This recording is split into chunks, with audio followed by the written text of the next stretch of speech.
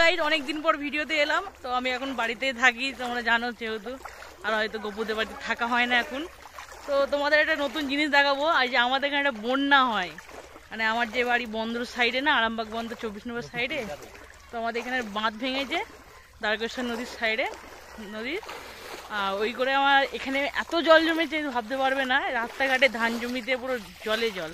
তো তোমাদেরকে আগে সেইটাই দেখো কিভাবে জলটা কতটা ক্ষতি করেছে আর কতটা আমরা আনন্দ করছি। তো দেখো, এর মধ্যে মাচা গড়া এখানে বসে থাকি, আর এখানে দেখো 1 হাঁটু করে জল। কোথায় রে ডায়লগ? 1 হাঁটু করে জল, এই মাচায় বসে থাকি আমরা। বাড়ি এই পেছনে বাড়ি, প্রচুর জল। তো দেখো এটা পুরো ঢালাই রাস্তা, দুদিকে ধান জমি, এইদিকে দেখতে পাচ্ছ ধানের মাথা কিন্তু জল চলে এসছে। আর এটা পুরোটাই চাষের জমি, আর বাঁধ আছে ওই সাইডে, আর ভেঙেছে তোমার একদম ওই দিকটা। ঠিক আছে, এই যে আমরা কজন বেরিয়ে পড়েছি জলে, দেখতে পাচ্ছ। আর দেখো ওয়েদারটা যা লাগছে না, একদম ওয়াও ওয়াও। এই যে স্বপন দা, এটা আমাদের, ঠিক আছে। তো এখানে আবার দেখতে পাবে অনেক লোকের জাল রেখেছে, মাছ দেখাবো তোমাদেরকে, চলো। এই যে এখানে জল এতটা,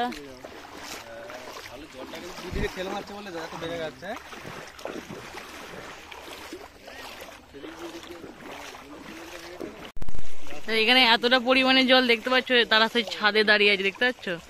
ওদের ওই নিচের তলা ডুবে গেছে অর্ধেক, তারা ছাদে বসবাস করছে এখন।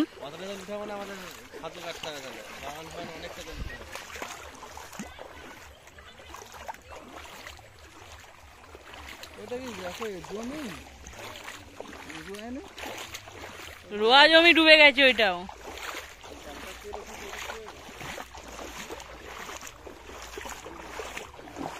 তোমরা ভাবতে পারবে না এখানে কতটা জল হতে পারে, তোমাদেরকে আমি দেখাচ্ছি।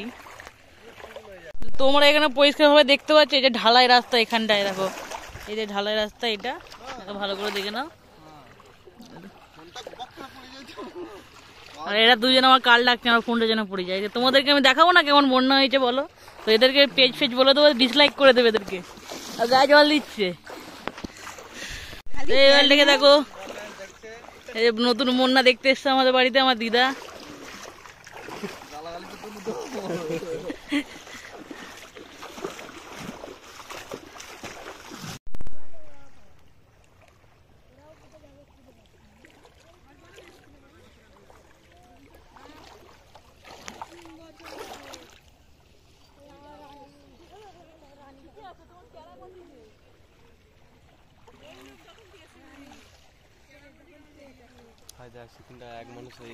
তো আমাদের এই দিকটা ঠাকুরানী চক বলে, মানে পূর্ব ঠাকুরানী চক আমাদের এরিয়াটা। তো এক নামে তোমরা চিনবে ঠাকুরানী চক, আর ওইদিকে কাজরা।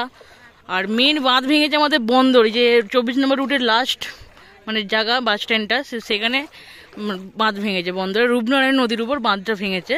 তো আমাদের দ্বারকেশ্বর নদীর সেরকম কোনো ক্ষতি হয় না, হয়েছে অফ সাইডে অন্যদিকে হয়েছে। তো আমি তোমাদের দেখানোর জন্য এতটা এসেছি। দেখো এখানে প্রায় অনেকটা জল, যত আগাবো এইদিকে তত জল, ঠিক আছে। আর ওই দিকটা সবচেয়ে বেশি জল। তো কাল পর্যন্ত আমরা যেতে পেরেছি, সাইকেল নিয়ে গাড়ি নিয়ে যেতে পেরেছি। আজকে ঠিক সকাল 12টার পর থেকে এখানে অতিরিক্ত জল জমতে শুরু করে। তারপরেই দেখছি এখন 4টের সময় বেরিয়ে যে এতটা জল। এখন কি হবে আমরা নিজেও জানি না। তো চাষিদের তো ক্ষতি হচ্ছে, দেখো ধানের আগড়া চলে এসছে, মানে ধান শীষ হয়ে গেছে, ধান বেরাতে শুরু হয়ে যাবে এবার। সেই সময় এরকম গাছ ডুবে গেল, পোকারাও ধরে নিয়েছে। তোমরা দেখো ভালো করে, পোকা ধরেছে।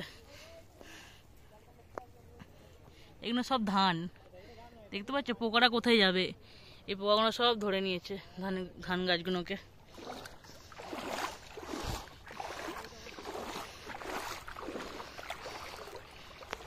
দেখো বন্ধুরা, তো এখন এখানে হচ্ছে প্রকৃতির দুর্যোগ, কিছু করার নেই। বন্যা তো হবেই।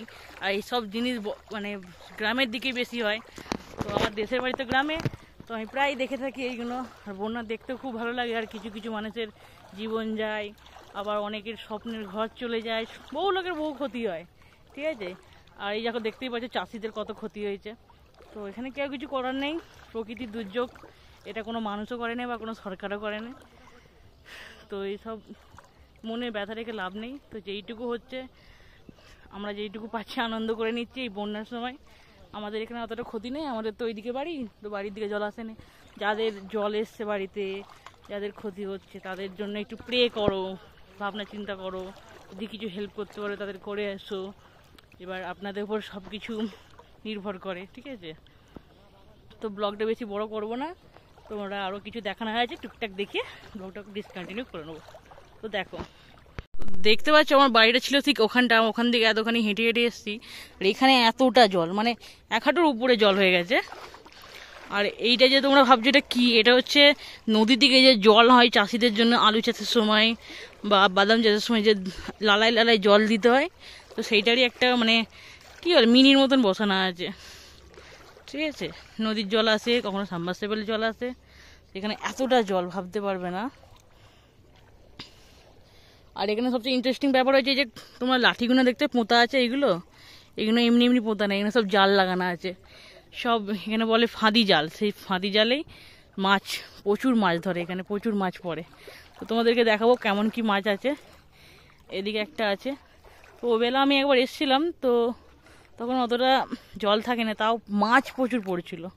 তো যাদের পুকুর আছে আছে সেইগুলো, তো তোমাদেরকে দেখা এই জালটা কতটা মাছ আছে। এই যে এখানে লাঠি দেখতে পাচ্ছ, ওখানে একটা লাঠি, এখানেই জালটা আছে। তো তোমাদেরকে দেখাই, দাঁড়াও। তো বন্ধুরা আমি ঠকে গেছি এখানে এসে, কেননা আমি ভেবেছিল এখানে জাল আছে, তো একবার রাখা ছিল, হয়তো তার প্রচুর মাছ পড়ে যেতে পারিনি ছিল জাল সমেত। আর দেখো এখানে ধোকা খেয়ে গেছি আমি, যা ভেবেছিলাম এইটা আছে ওইটা আছে, কিন্তু না, এটা ধোকা খেয়ে গেছি।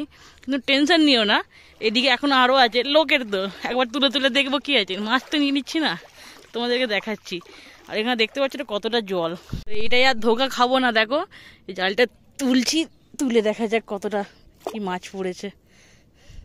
এই দেখো এখানে একটা মাছ, দেখো এখানে একটা শিঙি মাছ লেগেছে, এখানে পুঁটি মাছ, চিতি পুঁটি বলে, সব ভালো রকম মাছ খেয়েছে, দেখেছো? এ দেখো এখানে ভর্তি ভর্তি, এ দেখো এখানে একটা মাছ, প্রচুর প্রচুর মাছ আছে। পুকুরের মাছগুলো মোটা মোটা ভালো ভালো মাছ এসছে। তো দেখবো না, থাক, এর আগেও অনেক মাছ পড়ছে। এ ভাই কালকে আমরাও জল ফেলবো। ও যেখানে জিনিস সেখানে রেখে দিই বাবা। তো চলো, আর দেখাতে পারবো না। তো এই দেখতে পাচ্ছ কতটা জল, এখন 1 কোমর উপরে জলে আছি আমি। তো এই ভিডিওটা আর বাড়াবো না, আমরা একটু ওইদিকে যাবো, ওইদিকে তো ফোনটা নিয়ে যেতে পারবো না, তার জন্য ভিডিওটা এখানেই কন্টিনিউ করে দিচ্ছি। জলে 1 কোমর জলে দাঁড়িয়ে ভিডিও শেষ করছি। তো চলো রেখে দিচ্ছি এবার, আজকের মতন এইটুকু। আরো বন্যার আপডেট দেবো যদি দিতে পারি। তো টাটা।